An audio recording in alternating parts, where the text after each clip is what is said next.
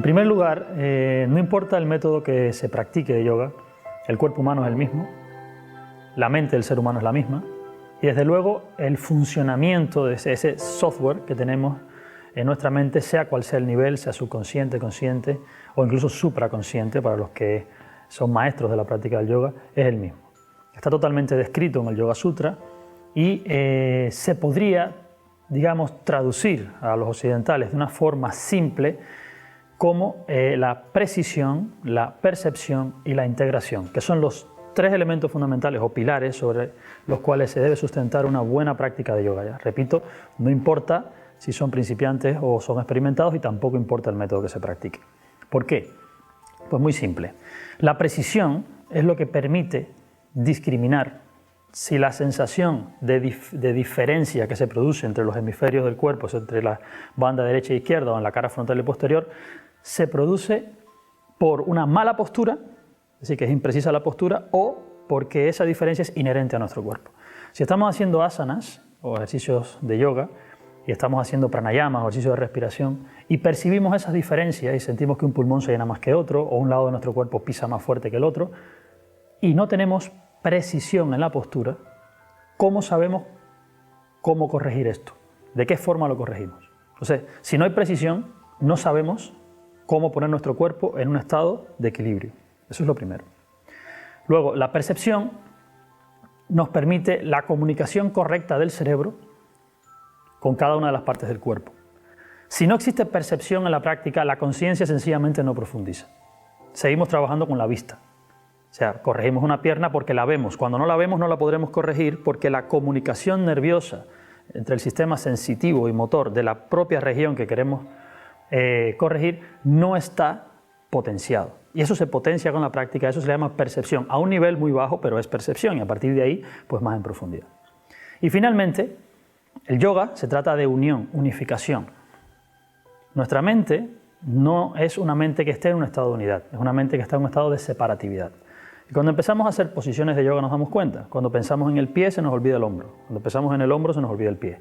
Es decir, la mente salta del pie al hombro o del hombro a la pierna o al vientre según el foco de atención se mueva. Y entonces esto es imposible que nos conduzca a un estado en el que la mente por sí sola engloba el punto de atención o el foco, engloba todo el área de la idea que se quiere trabajar y se llega a estados que se conocen como concentración o sencillamente abstracción sensorial, que es pratyahara o meditación. Es imposible acceder a estados de conciencia de ese tipo si trabajamos sobre una mente separativa. Así que la integración, probablemente el más importante de esos tres pilares, es el que permite que el estado de conciencia varíe y el asana madure, que no importa que llevemos 20 años practicando. Si no hacemos las cosas de esta manera, el estado de conciencia, que es para lo que el yoga está diseñado, la mejoría de ese estado de conciencia y la evolución, no se produce.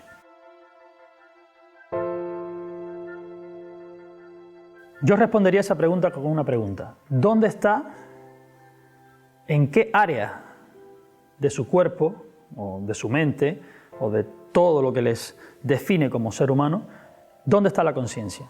¿De qué zona de ustedes mismos son conscientes en este momento?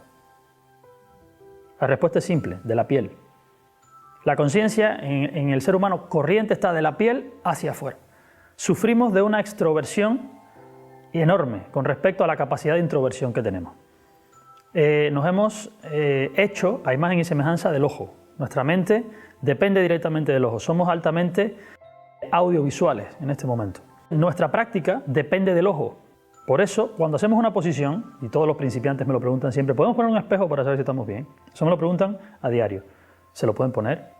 Lo que pasa es que mientras más espejos usan, mientras más siguen usando el ojo, más debilitan el resto de los canales sensoriales del cuerpo, que son los que van a dar la propiocepción.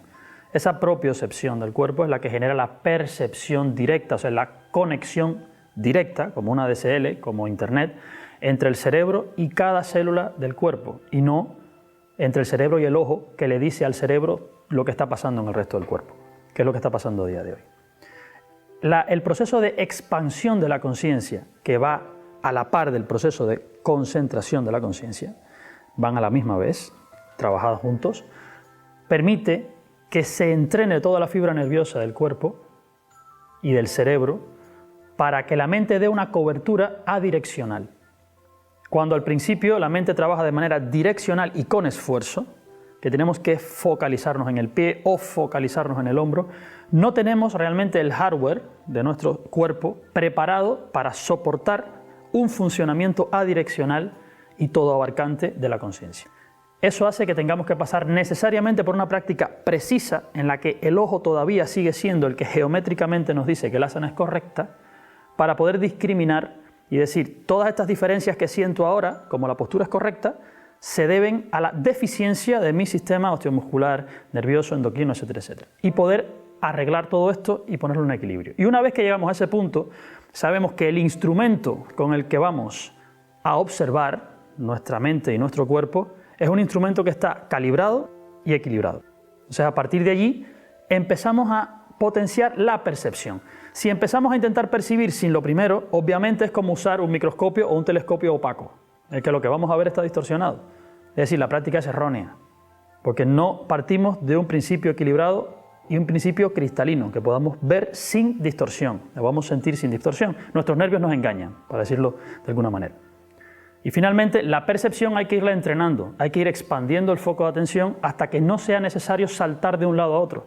Es decir, ya cuando la mente logra abarcar al cuerpo completo, no salta, porque ya está en todas partes. Pero hay que entrenarlo, como si fuera una pesa, igual, pero en el sistema nervioso. Así que precisión, percepción, para después poder abordar la integración. Ese es el orden. Siempre que explico el yoga a mis alumnos, lo explico en términos de energía y tiempo. Nosotros podemos multiplicar todos los recursos que queramos, salvo nuestro tiempo y salvo nuestra energía en el estado de conciencia actual. Después aprenderán que cuando evoluciona el estado de conciencia también lo hace la energía. Pero en nuestro estado de conciencia no se multiplica ni la energía ni el tiempo. Entonces, los beneficios principales que tiene seguir una práctica correcta sobre estos pilares son muy simples. El primero, se minimiza la cantidad de energía que tenemos que emplear en sostener una práctica. Segundo, se potencia el resultado de la práctica haciendo que todos los desequilibrios que se pueden traducir como enfermedades, aunque no sean patológicas desde el punto de vista del yoga, las pequeñas lesiones, molestias posturales, deficiencias de los sistemas fisiológicos por estar desequilibrados, por no tener una homeostasia correcta, van desapareciendo con el tiempo. Es decir, se gana una calidad de vida en menos tiempo con respecto a seguir un curso o seguir una práctica sin este tipo de control. Y tercero, mucho más importante de todo, se minimiza el tiempo en el que uno recibe los beneficios profundos del yoga, que son los que realmente lleva buscando desde el principio. Estos beneficios a veces nunca llegan en la vida, porque la propia práctica de yoga está definida en el Yoga Sutra, que debe ser durante un largo periodo de tiempo, de manera ininterrumpida y con toda la atención que la conciencia pueda prestarle. En un momento actual en el que la extroversión que nos exige el propio sistema social en el que estamos viviendo en Occidente, es casi imposible que sin un método riguroso y ya optimizado nos planteamos, incluso a medio y largo plazo, convertirnos en yogis en el mismo siglo XXI en el que vivimos. Y el objetivo que yo tengo con estos tres pilares es que esto sea posible aquí y ahora, en mitad de esta sociedad. Que no sea necesario un retiro, que no sea necesario nada más que vivir aquí, pero hacer las cosas correctamente estructuradas y observadas, para que el resultado sea óptimo y nuestra energía y nuestro tiempo dedicados a ellos, mínimo. Ojalá hubiese tenido yo al principio de mi práctica una guía como esta, para comenzar a practicar. Yo les diría que tengan muy en cuenta que el yoga es uno de esos ejercicios en los que importa más la relación que establecemos con él que el resultado que da el ejercicio.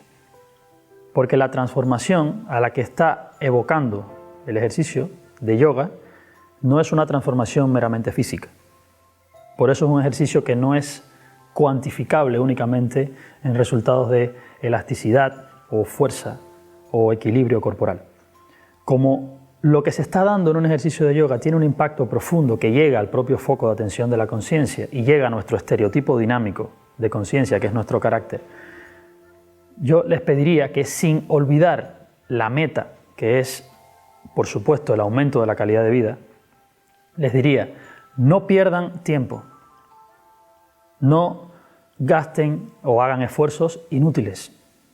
Busquen la forma óptima de llegar lo antes posible a un estado en el que puedan discriminar si su práctica es correcta o no, que es el verdadero estado de independencia de un practicante de yoga. Mientras tanto, estamos siempre pendientes de que alguien nos corrija o que algún manual nos enseñe. El objetivo de nuestro trabajo, todo nuestro trabajo, es que hayan practicantes de yoga, no personas dependientes del ojo ajeno para que practiquen o para que sepan cómo se hace el yoga. Ustedes pueden lograr en poco tiempo, por experiencia propia se los digo, pueden lograr en poco tiempo una corrección de sus molestias principales durante la práctica y una potencia en su estado energético y en su capacidad de discriminación, que les haga llegar al nivel y la calidad de vida que ustedes están esperando. Les diría que se fijaran en este enlace que está justo debajo, que entraran y que de forma gratuita vean la información que hemos preparado. Si está hecha para que de manera gratuita ustedes la vean, se beneficien de ella y la divulguen, porque es algo que a día de hoy todo el mundo debería saber. Espero que lo uses, espero que te sea beneficioso a ti y espero que hagas que a otros también les sea beneficioso. Muchas gracias.